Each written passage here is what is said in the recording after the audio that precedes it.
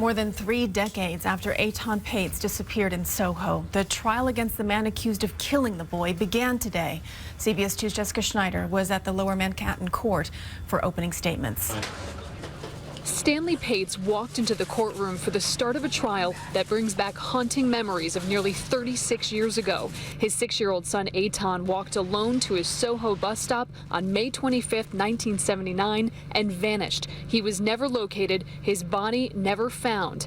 In her opening statement, the prosecutor called it a regular American tale, interrupted by a nightmare that never ended.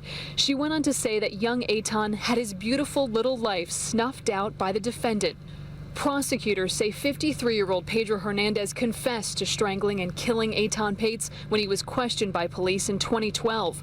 That confession will be admitted at trial, complete with details about how Hernandez lured Patz into a bodega with promises of a soda, then took him to the basement, killed him, stuffed his body in a box, and threw him in the trash a few blocks away from Patz's Soho home.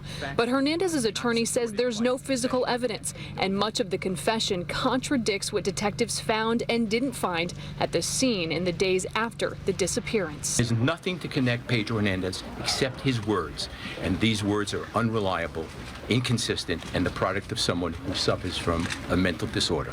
Instead, Fishbein told jurors in his opening that it is likely this man who is responsible, Jose Ramos. The Patz family won a judgment against Ramos in a civil wrongful death suit in 2004, but he has never been tried criminally. Our job is not to convict Jose Ramos.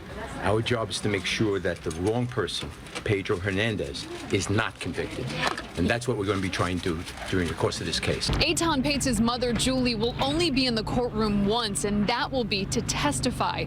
Prosecutors say the woman who became the face of every mother's worst nightmare still has trouble bearing the pain. In Lower Manhattan, Jessica Schneider, CBS 2 News. The defense attorney says Hernandez has a low IQ and suffers from hallucinations.